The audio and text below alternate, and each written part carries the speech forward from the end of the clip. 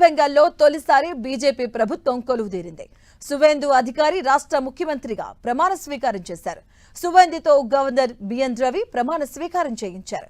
ప్రమాణ స్వీకారం అనంతరం ఫైలుపై సంతకం చేసిన సువేందు నేరుగా ప్రధాని మోదీ, అమిత్ షా, జేపీ నడ్డా, రాజ్నాథ్ సింగ్ దగ్గరకు వెళ్లి ఆశీర్వాదం తీసుకున్నారు. ఇదే వేదికపై ఆయనతో పాటు ఇద్దరు డిప్యూటీ సీఎంలుగా ప్రమాణ స్వీకారం చేశారు. బెంగాల్లో బీజేపీ తరపున తొలి సీఎంగా ఎన్నికయ్యారు సువేందు అధికారి. సువేందు 1970 డిసెంబర్ 15న తూర్పు మేదినపూర్లోని కర్కులీలో జన్మించారు. ఇక ఎంఏ చదివారు. ఆయనది రాజకీయ నేపథ్యమున్న కుటుంబం. తండ్రి శిశిరాధికారి ఎమ్మెల్యేగా, ఎంపీగా కూడా పనిచేశారు. ఇక యూపీఏ హయాంలో కేంద్ర గ్రామీణ అభివృద్ధి శాఖ సహాయ మంత్రిగా కూడా ఉన్నారు. సువేందు 1995లో తొలిసారిగా కాంగ్రెస్ నుంచి కౌన్సిలర్గా గెలిచారు. 1998లో తండ్రితో కలిసి టీఎంసీలో చేరారు. సువేందు 2006 నుంచి 2009 మధ్య రాజకీయాల్లో బాగా ఎదిగారు. 2006లో తొలిసారి కోంటాయి సౌత్ నియోజకవర్గ ఎమ్మెల్యేగా గెలిచారు. ఇక అదే ఏడాది కోంటాయి మున్సిపాలిటీ చైర్పర్సన్ గా గాను బాధ్యతలు చేపట్టి 3 ఏళ్లు ఆ పదవిలో కొనసాగారు. আমি শুভেন্দু অধিকারী ঈশ্বরের নামে শপথ করিতেছি যে বিধি দ্বারা স্থাপিত ভারতের সংবিধানের প্রতি আমি অকৃত্রিম নিষ্ঠা ও আনুগত্য পোষণ করিব। আমি ভারতের সার্বভৌমত্ব ও অখণ্ডতা রক্ষা করিব। পশ্চিমবঙ্গ রাজ্যের মুখ্যমন্ত্রী রূপে আমার কর্তব্যসমূহ নিষ্ঠাপূর্বক এবং বিবেকসম্মতভাবে নির্বাহ করিব এবং ভয় বা পক্ষপাত, প্রীতি বা বিদ্বেষ রহিত হইয়া সকল শ্রেণীর জনগণের প্রতি সংবিধান ও বিধি অনুসারে ন্যায় আচরণ করিব।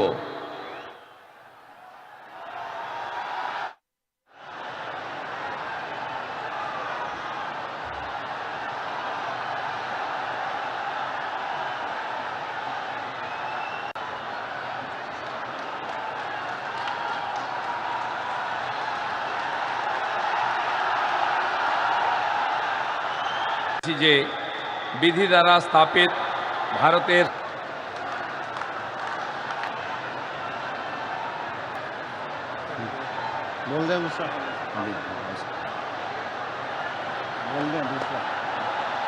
আমি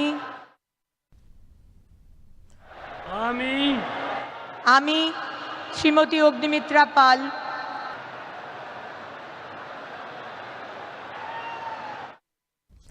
సువేందు రాజకీయ జీవితంలో 2007 నాటి నందిగ్రామ్ ఉద్యమానిది ప్రత్యేక పాత్ర.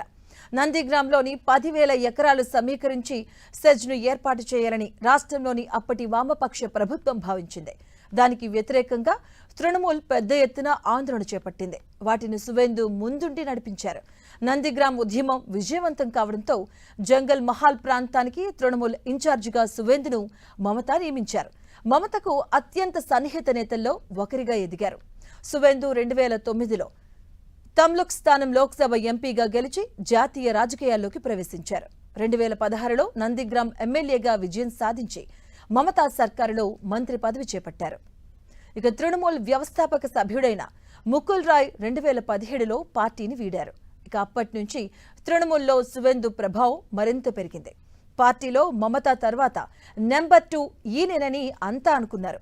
అయితే క్రమంగా పరిస్థితులు మారిపోయాయి. మమత తన మేనల్లుడు అభిషేక్ బెనర్జీకి పార్టీలో అధిక ప్రాధాన్యమివ్వడం, ఆయనకే పార్టీ పగ్గాలు అప్పగించేలా కనిపించడం సువేందుకు రుచించలేదు. అప్పటికే శారదా కుంభకోణంలో ఆరోపణలు రావడంతో కొంత ఉక్కిరిబిక్కిరయ్యారు. దీంతో 2020 చివరిలో అనూహ్యంగా తృణమూల్ను వీడి బీజేపీలో చేరారు. 2021 అసెంబ్లీ ఎన్నికల్లో బీజేపీ తరపున నందిగ్రామ్ నుంచి బరిలోకి దిగిన సువేందు మమతను ఓడించారు. అనంతరం రాష్ట్ర అసెంబ్లీలో ప్రతిపక్ష నేతగా వ్యవహరించారు. ఇక ఈ ఎన్నికల్లో భవానీపూర్లో మమతను మరోసారి ఓడించి ఇప్పుడు ఏకంగా బెంగాల్ సీఎంగా బాధ్యతలు చేపట్టారు.